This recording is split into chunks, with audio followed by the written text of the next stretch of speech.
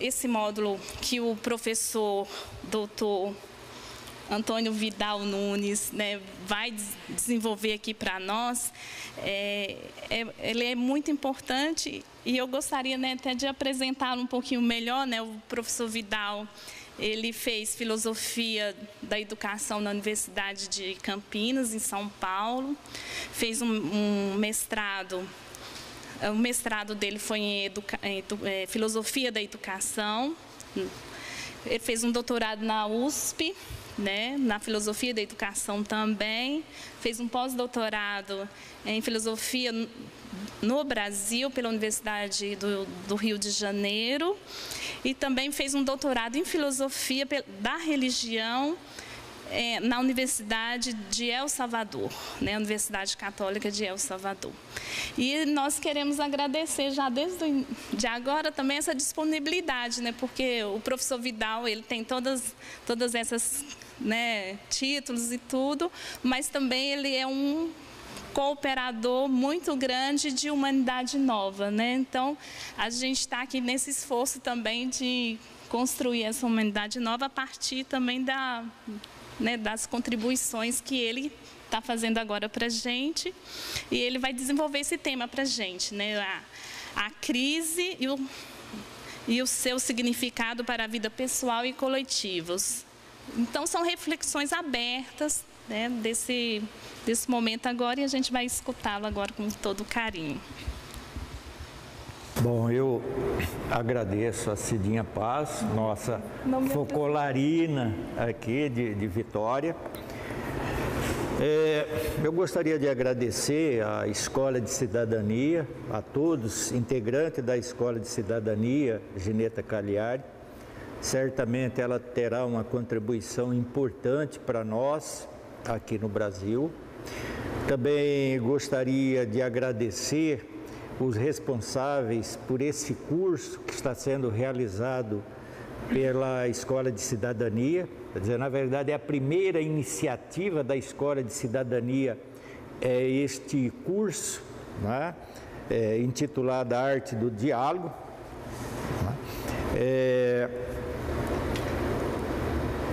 Gostaria também de agradecer aí a participação de cada um de vocês, que deixaram muitos outros afazeres para poder estar aqui, né, construindo esses momentos, refletindo um pouco sobre a temática que já foi mencionada, né? E eu gostaria de fazer algumas considerações iniciais só para a gente se situar, né? Na verdade, não se trata de uma palestra, é uma conversa, é um bate-papo, ou seja, é um momento de uma conversa já anteriormente iniciada. Antes de estarmos aqui, nós tivemos a oportunidade de estar conversando sobre essa temática com alguns grupos, não é? Direito e Fraternidade, a Comunidade de Bom Jesus. Na próxima semana nós iremos ao norte do estado, lá estaremos conversando com a comunidade de Nova Venécia. Também lá estaremos conversando sobre crise com os trabalhadores rurais de Nova Venécia, a partir de uma solicitação que foi feita por eles. Então a gente vê que é uma temática que está aí na ordem do dia, não é? Então, certamente não estamos aqui com verdades prontas, acabadas, estamos aqui para conversar porque o contexto, o momento, de certa maneira, nos convida para essa conversa, não é? Por outro lado, se tratando da temática, a questão da crise, certamente que a recepção e a significação desse tipo de assunto, desse tema, ela pode ser diferente para as pessoas. Eu me lembro que numa das primeiras conversas que tivemos, não é? Pelo menos foi o que uma pessoa me disse, ela falou: olha, a primeira vez que nós conversamos sobre isso eu não via muito sentido, eu não me encontrava nessa discussão. E passados uns dias, com os problemas que nós estamos vivenciando e com aquilo que eu passei a viver, se tornou pertinente discutir isso para mim, porque de alguma forma isso começou a me afetar, não é? Não tem nada de errado, né? Quer dizer, as coisas vão acontecendo na nossa vida, o que antes tinha sentido, às vezes passa a não ter, o que não tinha passa a ter, não é? Quantas vezes, e nós temos lembrança disso, de pessoas que conversaram com a gente ou falaram para nós de algum assunto que não tinha significação nenhuma e, portanto, aquilo ficou e passado alguns anos, falou, agora eu estou entendendo o que ele quis dizer. Então, há muitas coisas que é com o caminhar, é com o amadurecimento, é com o despertar de alguma coisa, não é? Que a gente passa a perceber. Geralmente eu falo para os meus alunos, olha, tem coisas que conversando aqui nós vamos nos entender. Tem coisas que eu poderei entender vocês daqui a uns anos, e vocês também poderão entender o que eu estou dizendo daqui a um tempo. E terão coisas também que a gente nunca vai se entender, não é? Porque as experiências, elas são as mais diversas, as mais variadas, cada um tem a sua história, não é? Então, nós estamos falando isso justamente porque pode ser que a recepção, o significado, a pertinência disso poderá não ser igual para todos. Obviamente que a preocupação, quando se foi proposto, né, esse curso, era discutir sobre a crise, julgando que ela seria pertinente, interessante, para a gente perceber um pouco o que é a crise, qual o sentido da crise, qual o significado da crise na nossa vida. Que é uma experiência que nós vivenciamos permanentemente, mas não é que nós temos uma compreensão mais profunda do que seja isso, não é?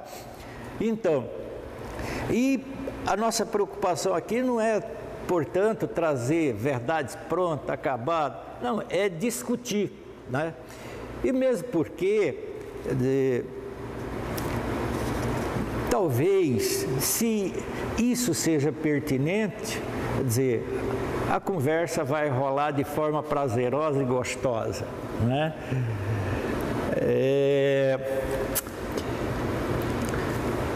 Todos nós já tivemos aquela experiência de ouvir uma palestra ou alguém falando, ou ler um livro que nos marcou profundamente. Todos nós. No caso do livro, quantas vezes nós lemos um livro e não paramos até terminar o livro? É porque aquele livro falou alguma coisa nova, inédita, que eu nunca tinha ouvido? De forma nenhuma. Aquele livro estava falando tudo aquilo que eu já sentia, mas que eu não tinha condições de colocar em palavra. Portanto, ao ler aquele livro, ou ouvir aquelas palavras, ou alguma exposição que seja capaz de nomear aquilo que eu sinto e que não sou capaz de pôr em palavra, o meu mundo se amplia. Eu penso que esse é um pouco o papel do intelectual, não é ficar no gabinete, é ouvir, é sentir aquilo que está palpitando na vida e expressar isso em palavra. E a preocupação foi isso daí, quer dizer, não é falar nada de novo, mas talvez debater, discutir uma temática que estejamos vivendo e nessa discussão algumas coisas vão ganhando nome. E à medida em que nós vamos nomeando, o nosso mundo poderá se ampliando. Eu acho que é esse o papel nosso, não é? É abrir essa discussão e nomeando um pouco esse sentimento, aquelas coisas que estão um tanto quanto presas aí dentro de nós. Esses são os melhores encontros, esses são os melhores livros. Mesmo porque se tiver algum livro que está falando coisa que está fora do meu universo significativo, eu não vou entender nada e não vou ter interesse nenhum, não é? Então, é um pouco dentro desse horizonte a nossa preocupação, não é? É promover isso daí, promover essa discussão, essa reflexão que ajude a compreender um pouco a questão da crise. Então, como foi já falado, o tema é a crise e seu significado na vida pessoal e coletiva, né?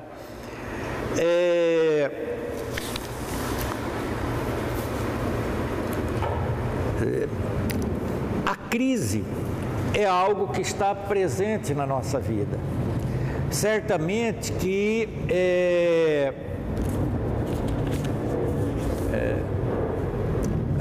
a palavra crise, de certa forma, já nos amedronta um pouco, né? Já nos coloca medo, quer dizer, é uma palavra sob suspeita, né?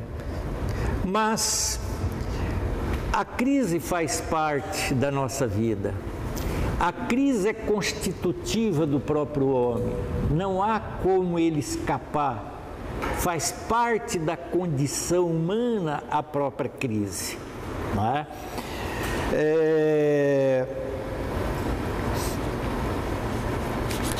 Certamente que nos amedronta, porque a crise, ela implica sempre um certo desarranjo na nossa vida, uma certa desorganização na nossa vida.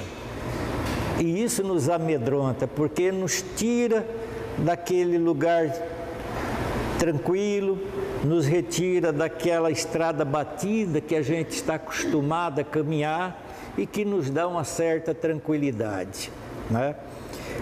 Mas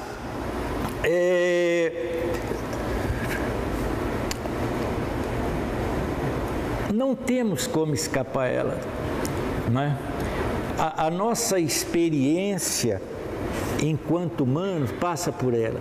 Todo o nosso processo de crescimento, né, implica uma certa crise. Quando a gente olha para a nossa história, quantos momentos de ruptura nós fomos passando e fomos superando. Então, a crise não é algo acidental na nossa vida, ok? Algo secundário, ela está no coração, ela está no centro da nossa vida, a crise.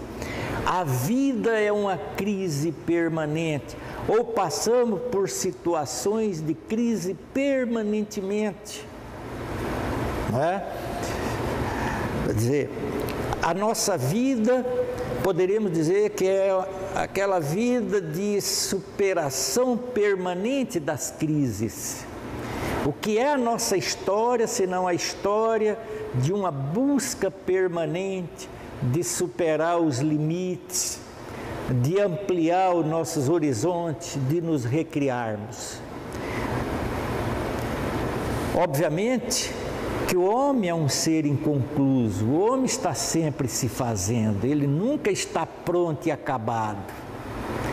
E a crise acaba se constituindo nesse tempero da nossa própria existência, né?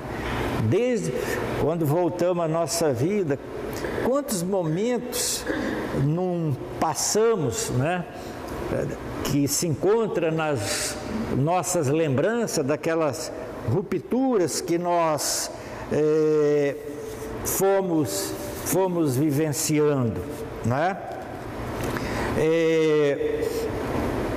Então, tanto na vida pessoal, como também na vida de comunidade, na vida comunitária, ali na vida social, como sendo algo constitutivo do homem, não é? A crise, ela perpassa todos os âmbitos, não é? Para nós, muitas vezes, que estamos vinculados ao universo religioso, como eu já disse anteriormente, quer dizer, e que fomos educados, muitas vezes, numa perspectiva de ver tudo de forma harmoniosa, tudo idealizado, isso pode aparecer um tanto quanto assustador.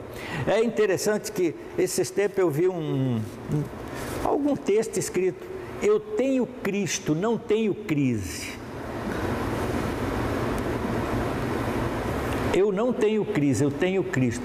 Como que se Viver em Cristo implica excluir a crise.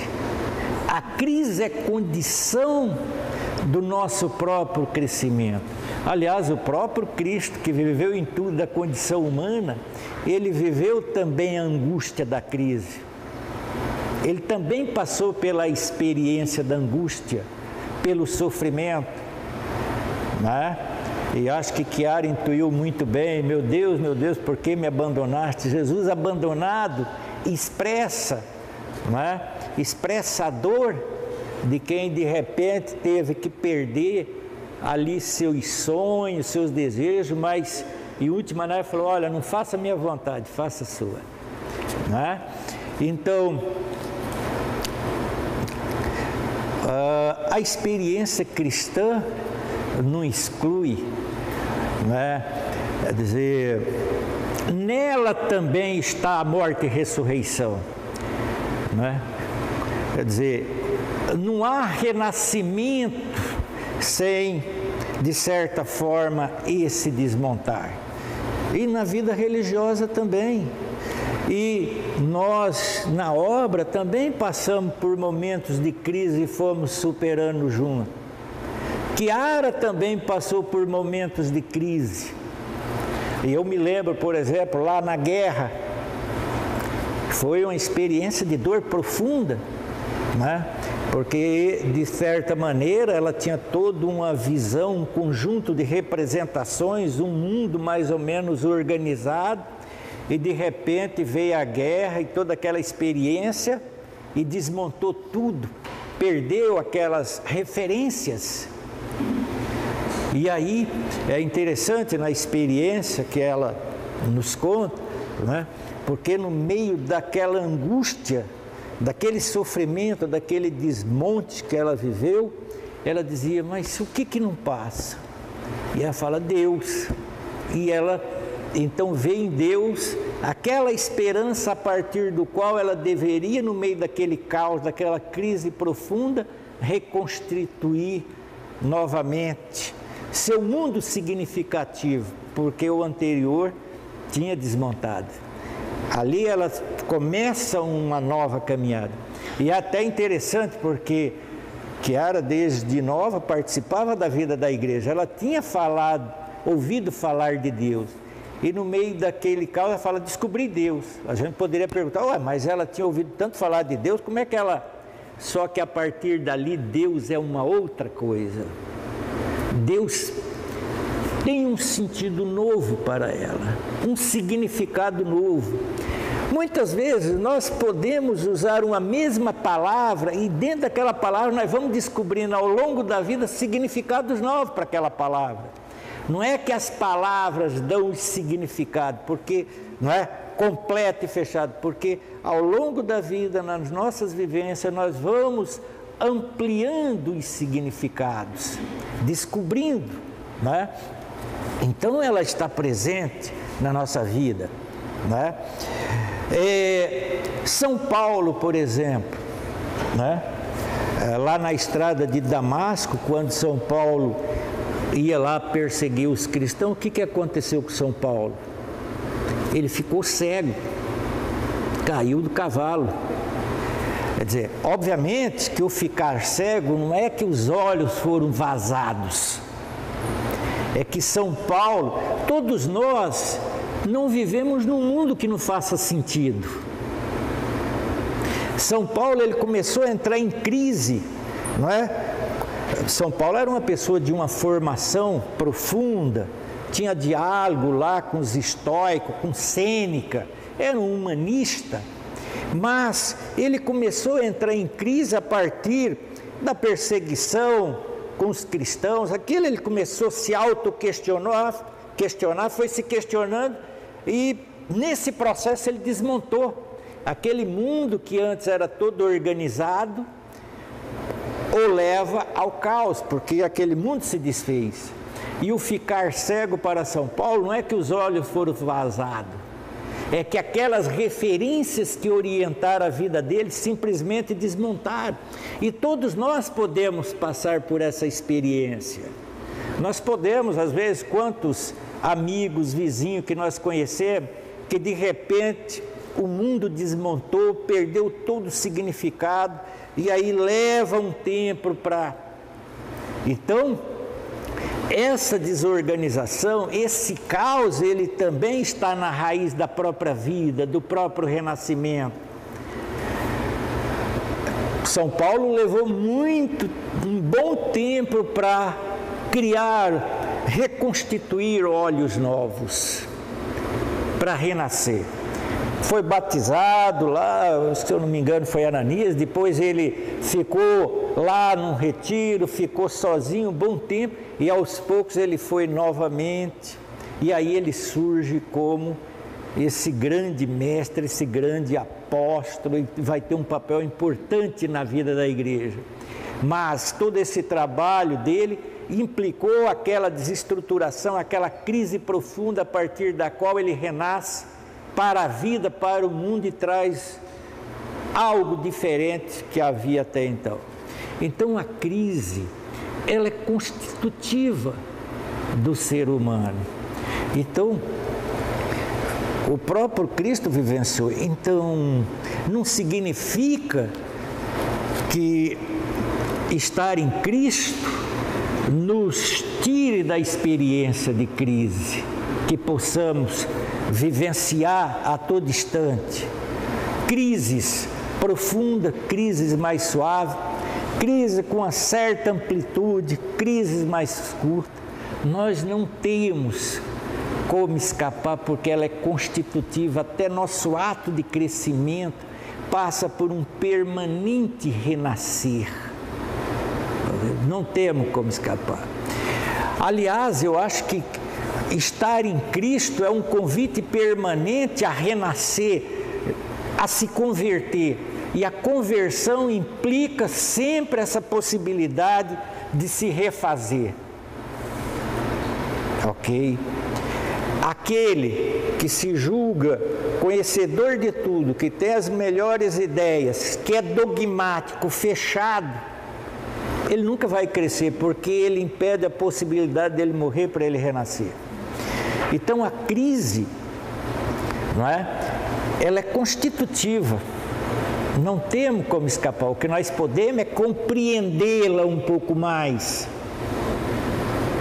para poder com ela crescer, para poder com ela dar uma maior qualidade para a nossa vida, não é? Para o nosso viver, mas sabendo que mesmo superado o momento de crise, outro vai se avizinhar, porque nós temos que nos fazer.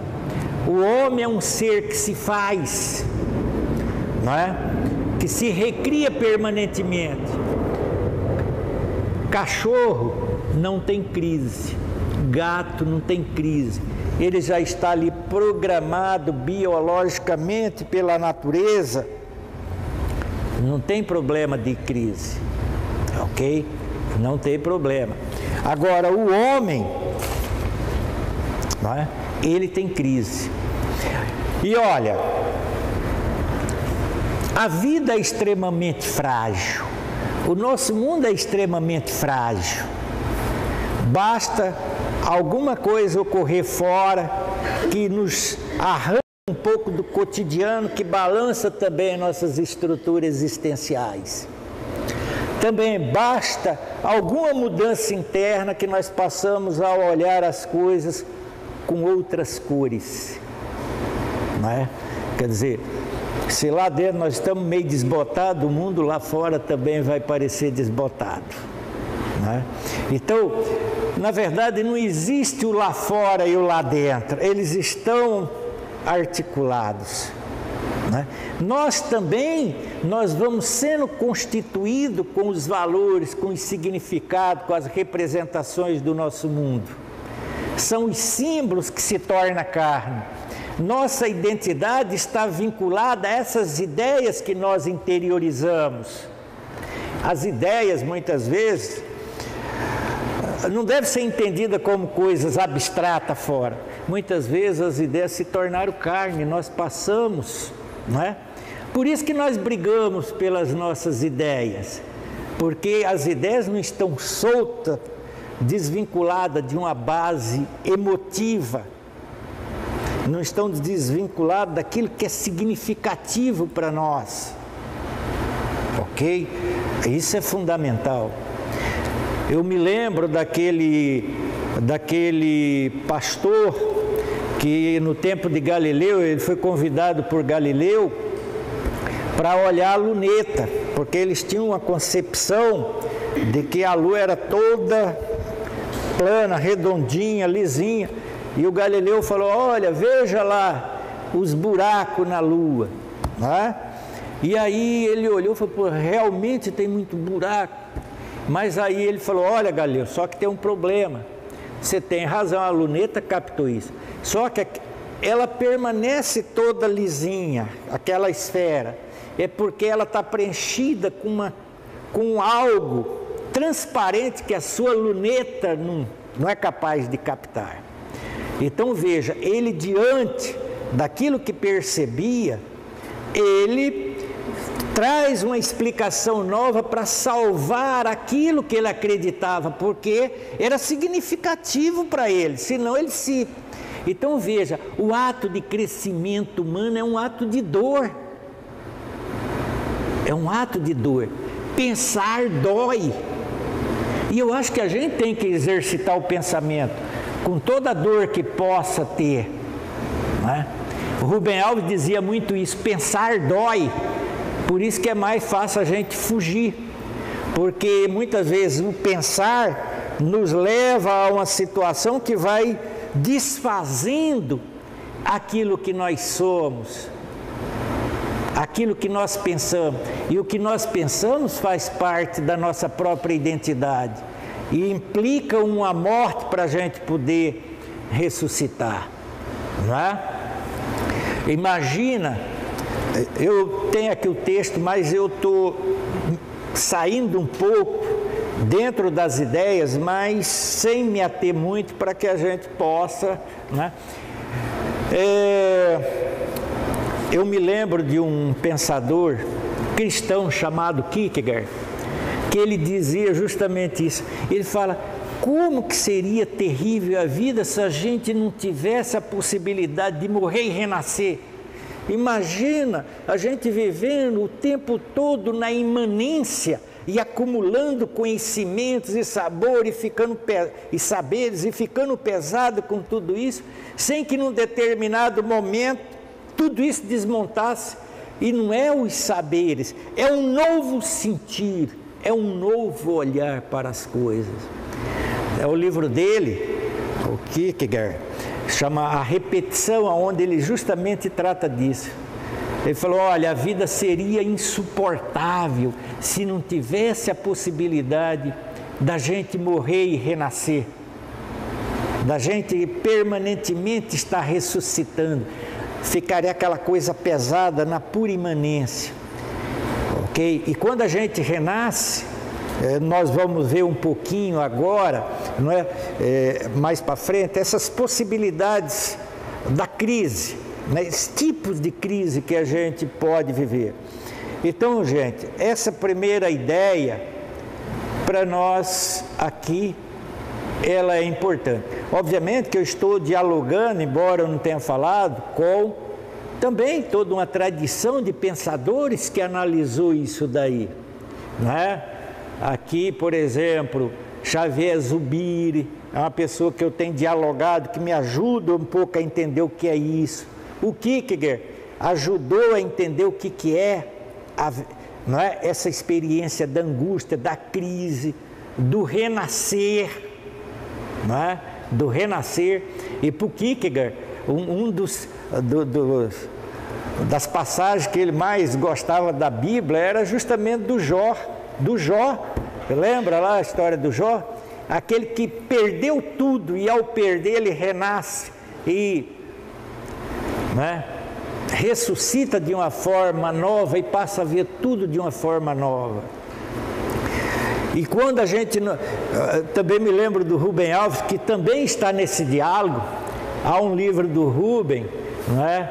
O Enigma da Religião, e tem um capítulo que ele fala da metamorfose dessa possibilidade do estar renascendo, não é? E que a gente, de certa maneira, dialogou com ele, não é? Porque ele traz uma contribuição. Então, tem esses pensadores e outros, que a gente não precisa citar aqui, mas que ajudaram a compreender um pouco essa realidade humana, não é? E é muito importante isso. Muitas vezes nós temos aquela ideia de que o divino e o humano estão separados. Nós estamos aqui dentro do pressuposto que quanto mais nós compreendemos essa realidade humana, mais nós podemos vivenciar essa dimensão do divino. Ok? Então, elas não estão separadas. O divino que potencializa o humano e o humano que faz a gente viver também em plenitude a realidade do divino. Muitas vezes nós podemos usar o divino para se refugiar e não se encontrar também conosco mesmo, nos se compreender, nos enfrentar nos nossos limites. Nós podemos fugir de nós mesmos. Aliás, uma grande parte, às vezes, de tempo nós passamos a vida fugindo de nós mesmos, dos nossos limites. E daí a dificuldade de fazer silêncio. Porque quando faz silêncio, começa a aparecer algumas coisas que a gente vê e outras que a gente não quer ver. E com isso a gente não renasce. Então isso, quer dizer, faz parte aqui dos nossos postulados. Não é que há uma separação absoluta, quer dizer, elas são complementares, elas estão unidas. À medida em que a gente se trabalha na sensibilidade, nessa dimensão humana, o divino também está aí. A nossa sensibilidade, essas dimensões existenciais, elas têm que ser trabalhadas. A nossa sensibilidade tem que ser educada. Eu agora, acompanhando o meu amigo Gerson, comecei a fazer um curso de pintura, não é? De tela, e eu estou encantado como que o olhar da gente muda. Eu passo pelas ruas vendo as cores, e como que aquilo também para mim tem tudo a ver com o divino. Quer dizer, era algo que estava atrofiado da minha sensibilidade que passa a ser vida. Então, gente, quando nós também vemos a vida da igreja, quantas crises a igreja não foi superando, foi passando e foi renascendo. Assim, na dimensão existencial, também ocorre na dimensão comunitária. Para chegarmos até aqui, quantos, né, dentro do movimento, quantas crises não passamos? Agora, hoje, será que o estar aqui já não é decorrência de uma certa crise que nós estamos vivendo? Estamos abrindo um debate, uma discussão, para junto buscarmos caminho e nos atualizarmos dentro das exigências, das demandas que o tempo coloca para nós? Não é? Eu penso que sim. Na discussão, na conversa, no diálogo, nós vamos superando. Mas eu diria mais, no diálogo não apenas superamos, no diálogo também podemos provocar crise, e isso é importante. Às vezes a ideia que nós temos é que o diálogo ele é e é importante, mas ele também pode abrir novas crises nesse processo de amadurecimento. Ele pode abrir horizontes novos de percepção que a gente não tinha. E isso é permanente. Quantas vezes nós olhamos para trás e damos risada das coisas que nós pensávamos? E falamos, meu Deus, como que eu briguei, como que eu lutei por aquilo, agora estou dando risada daquelas coisas. Perdi a amizade pessoal por causa... E hoje eu dou risada. As verdades de ontem perderam seus encantos para nós hoje. E talvez amanhã nós vamos dar risada de muitas coisas que nós acreditamos. Agora, esse crescimento é proporcional à capacidade de busca. Ai dos covardes e acomodados, porque nunca vão compreender o que é a vida em profundidade. porque a vida é busca permanente. E a busca permanente passa por esse desfazer, esse desconstruir e esse reconstruir. Ok? Aqueles que preferem a tranquilidade ilusória do porto seguro pelos riscos do mar aberto, jamais vai compreender o que é a vida em profundidade.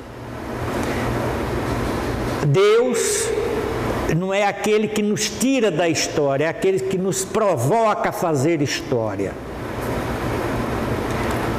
E eu diria, é aquele que quer fazer história através de nós. Ok? Então, quer dizer, nós não escapamos e a crise, ela perpassa a nossa vida em todos os aspectos. O que é a nossa história, como eu disse, senão a história permanente de superação dos nossos limites.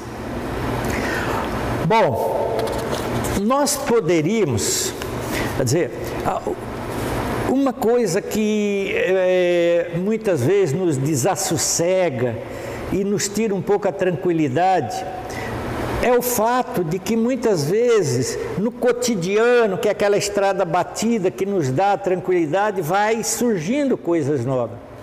Aliás, isso é um negócio que nos amedronta. A nossa tentativa é sempre de explicar, de ter um domínio sobre a vida, sobre a realidade, mas ela sempre nos escapa. A vida não se deixa aprisionar em nossas representações. A vida sempre está escapando das nossa tentativa de engaiolar a partir das palavras. E das palavras que muitas vezes interiorizamos, por isso que não é? Claro, se nós estamos aqui, nós não estaríamos tranquilos se nós não soubéssemos tudo que já nos espera direitinho amanhã. Imagina se estivéssemos aqui sem saber o que seria o nosso amanhã. Seria um negócio terrível. Então nós vamos estabelecendo essa rotina e elas vão naturalizando o nosso mundo e nós ficamos sempre na estrada batida. E nos acomodamos e perdemos essa dimensão da vida, da busca. Por isso que Chiara falava de perder tudo, para ter leveza. Aliás, Chiara dizia perder até a ideia de Deus para estar leve. Isso não é uma coisa assim tão tranquila, não é? Então nós ficamos na rotina, naquele mundo da segurança, não é? E escapar disso é muito difícil. Então temos que aprender aprender que a vida é risco permanente e que muitas vezes aquilo que nos protege também é o que mata a vida. Aquele mundo que nos protege é o que compromete a própria vida. E Chiara falou que a vida é busca, não é? Se a gente cochila, a gente perde o que é essencial. Bom, eu vou passar aqui mais uma análise da crise enquanto crise, não é? Vejam vocês, existe crise de vários tipos, né? De várias amplitudes, como nós dissemos, né? Bom, talvez nós poderíamos restringir esses tipos de crise a dois básicos, né? Para ajudar a compreender um pouco isso.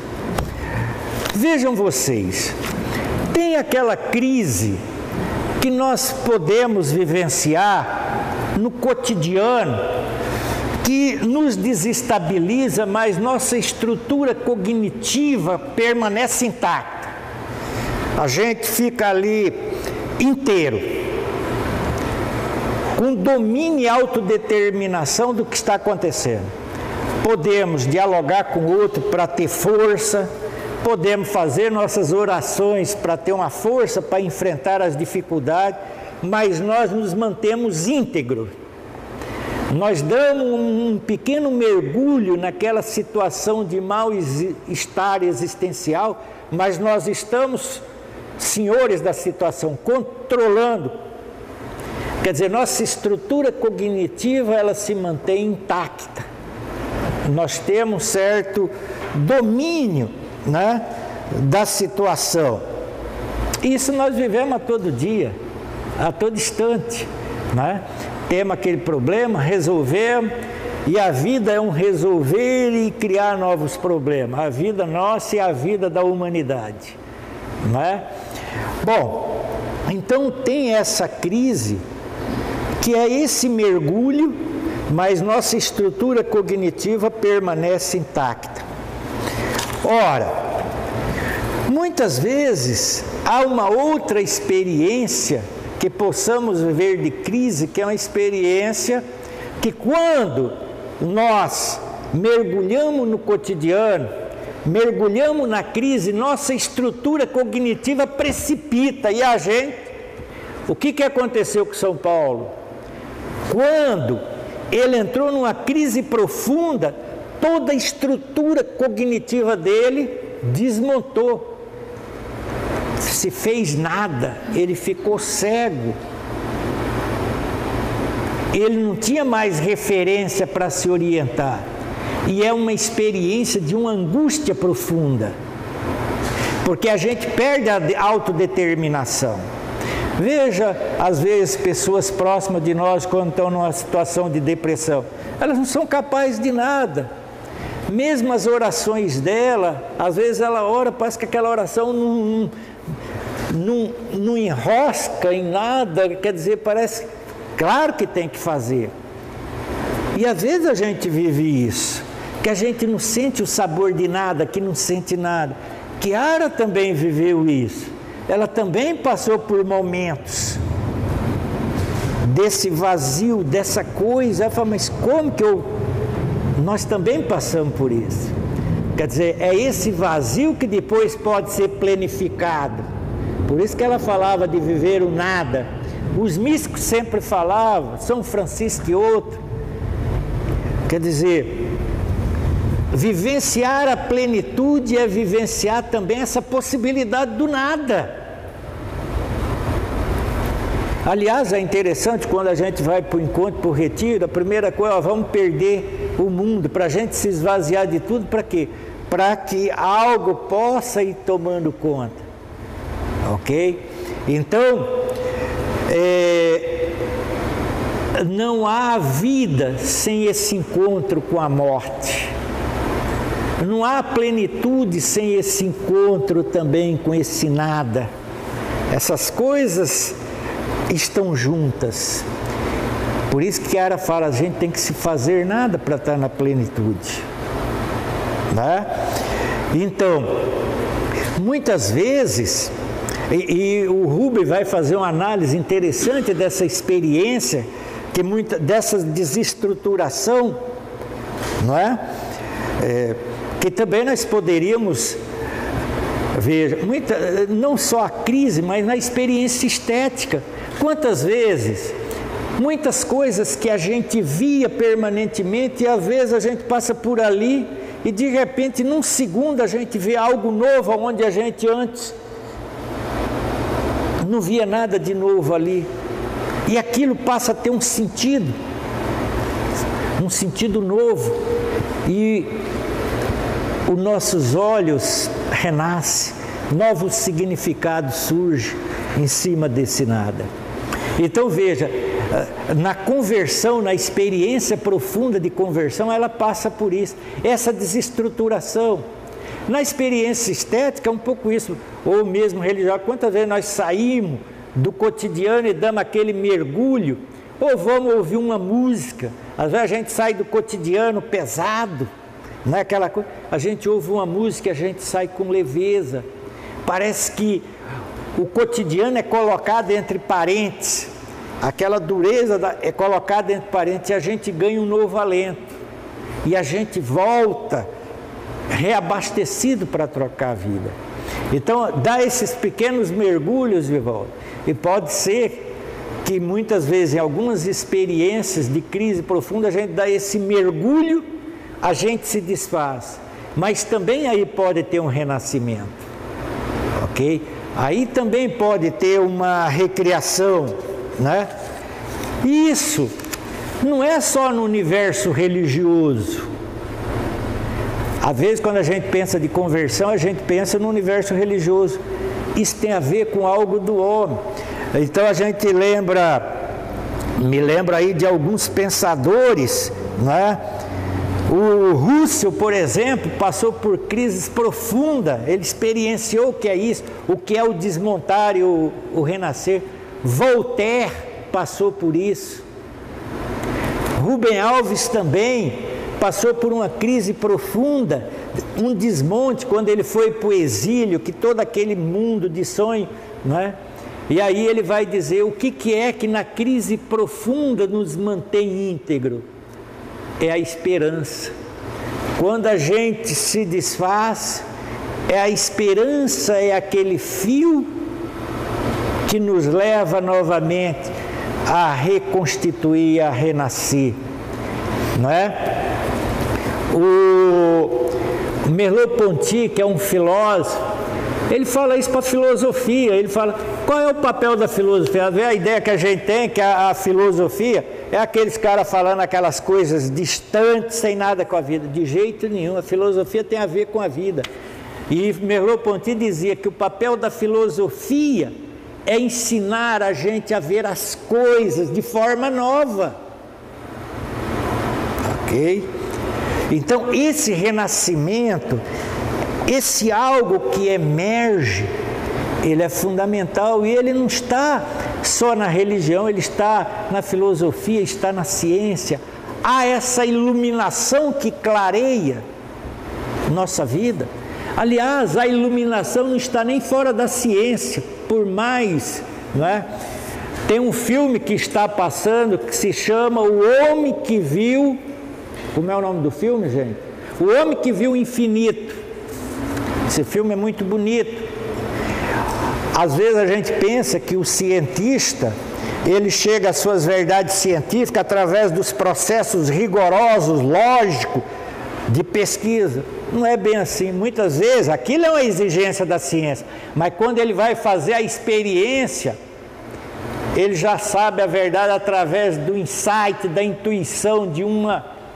Muitas vezes os cientistas, eles chegaram a determinadas verdades quando não estavam pensando, e essa coisa emerge.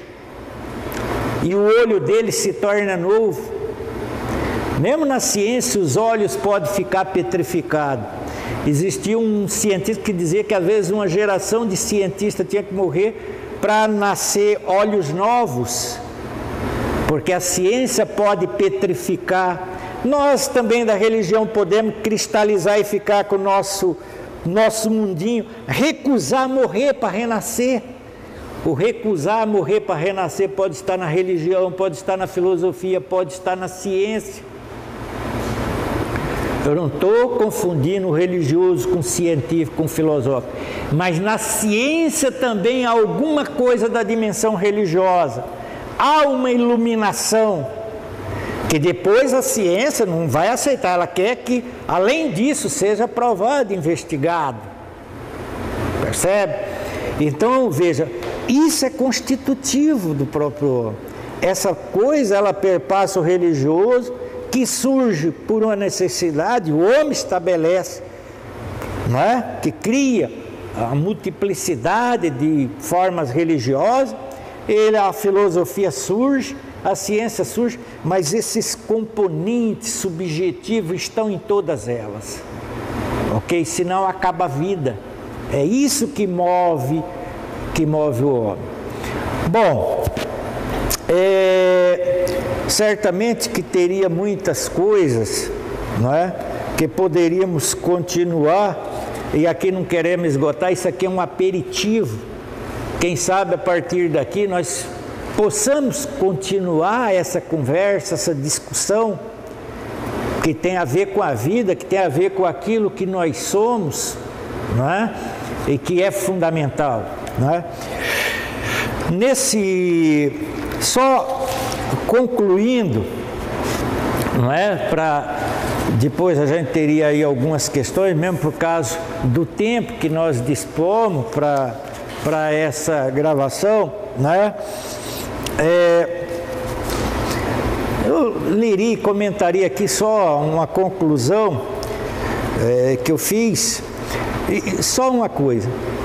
Isso que eu estou falando é tanto no nível da vida pessoal como da vida coletiva. Na coletividade também tem os conflitos, tem as dificuldades.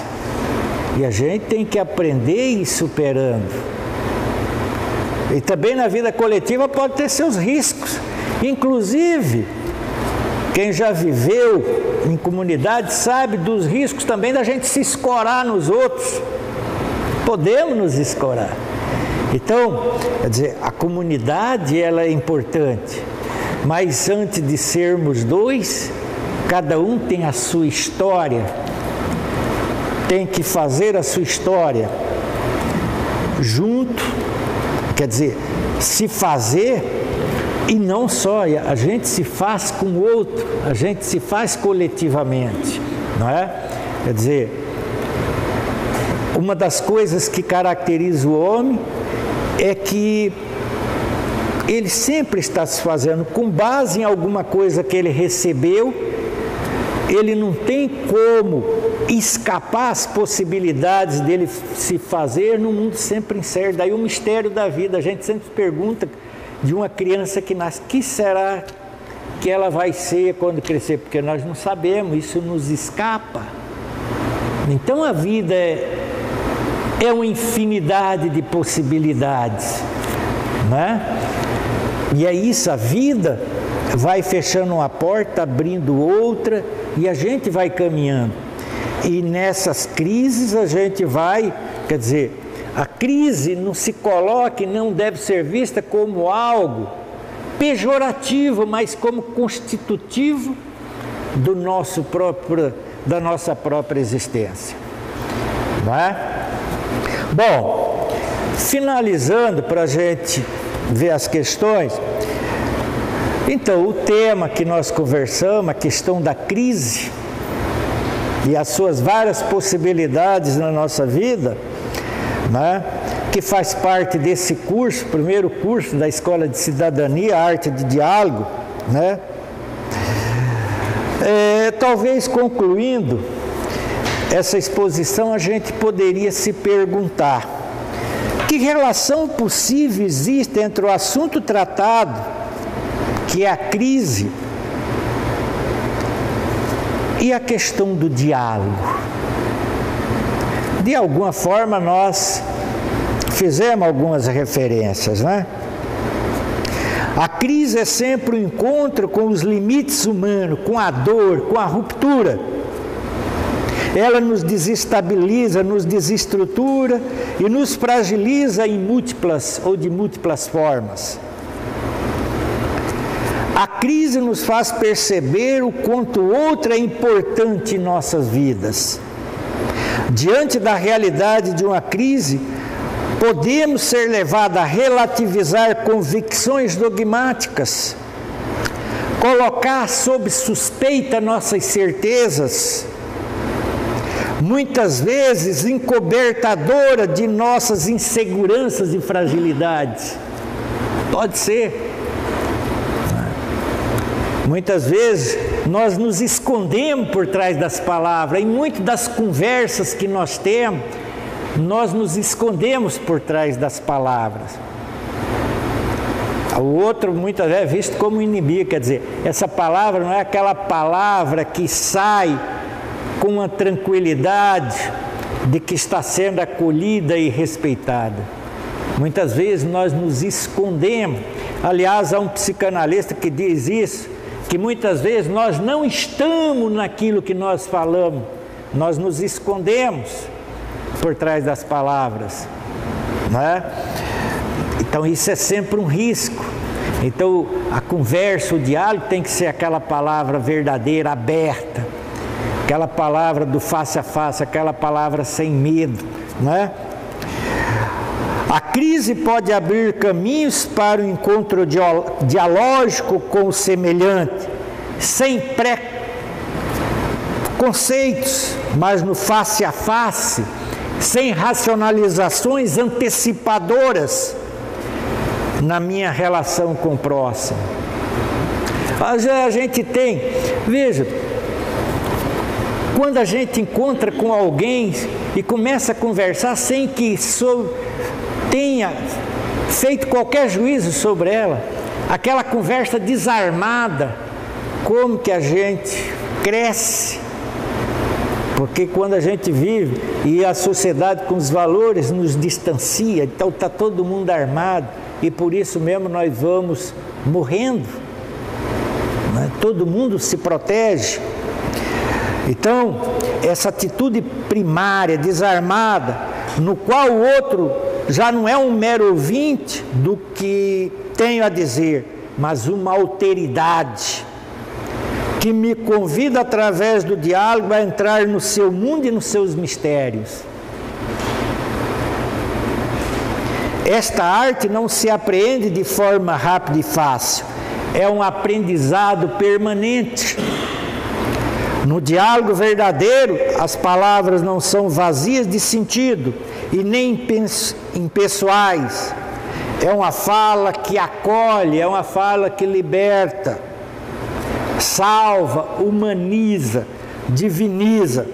Através dela, quando autêntica, podemos recriar o mundo pessoal, inclusive o nosso mundo externo. Já não usamos a palavra para nos proteger e nos esconder do outro, mas para nos revelarmos e nos afirmarmos reciprocamente. Para que haja diálogo verdadeiro, é preciso que habitemos as palavras que proferimos. Nela, tanto o humano como o divino se expande em nós. A crise e a dor nos dão a dimensão do nosso nada. Ao mesmo tempo, nos revela a grandeza da palavra, que no diálogo poderá nos dar o ser. Fora da linguagem e da palavra não há humanidade, e nem caminho para o divino. No autêntico diálogo, o humano e o divino se encontram. A crise poderá representar um convite inadiável ao diálogo, à plenitude do ser humano, pessoal e coletivo, mas implica sempre um ato de disponibilidade interior e uma vontade coletiva, alicerçada em um amor fraterno que tudo supera. Tudo isso que a gente diz também está vinculado ao mundo que nos cerca. Hoje a sociedade, quer dizer, a crise que nós passamos, né, que nos deixa inseguro. Quem sabe ela também, aos poucos, vamos abrindo, e essa é a preocupação da Escola de Cidadania, abrir espaço onde a gente possa, junto com o outro, ir aprendendo o caminho e a experiência e o exercício da cidadania. Assim como nós repensamos nossa vida, nós podemos repensar nosso mundo, nossa sociedade. O importante é que a gente passe a desejar esse novo. Quer dizer, é preciso que a gente esteja grávido do novo, porque quando a gente passa a estar grávido do mesmo sonho, nós passamos a conversar sobre ele e nós passamos a criar uma nova linguagem que é capaz de nomear as novas possibilidades para o mundo. O que está aí, o mundo dado, não é o mundo definitivo e absoluto. Junto, a partir dos nossos sonhos em comum, nós podemos criar uma nova linguagem que seja capaz de nomear novas possibilidades para o nosso mundo. Seriam um pouco essas considerações que a gente teria aí para não fugir muito do tempo.